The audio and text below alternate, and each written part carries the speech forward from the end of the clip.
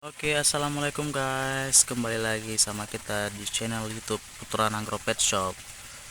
Nah, kita sekarang mau review tamu baru kita, baru sampai semalam. Nah, ini kita kedatangan sepasang musang akar Sumatera. Nah, ini masih agak takut dia, masih kagetan. Nah, ini dia guys, baru tumbuh gigi tapi nggak gigit. Nah, kan ada gigi taringnya nih.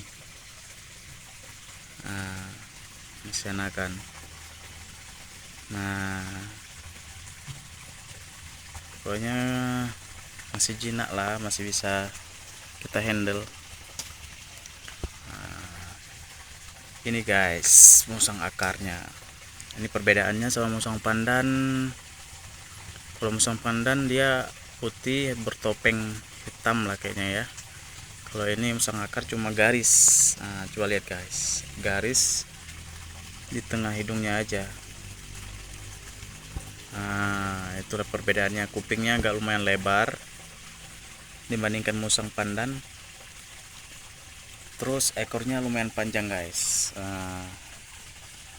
Kayak marsupilami. Dibandingkan musang biasa, ekornya lebih panjang.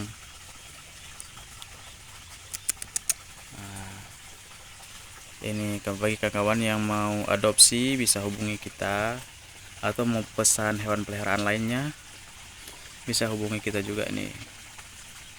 Insya Allah kita readykan ya.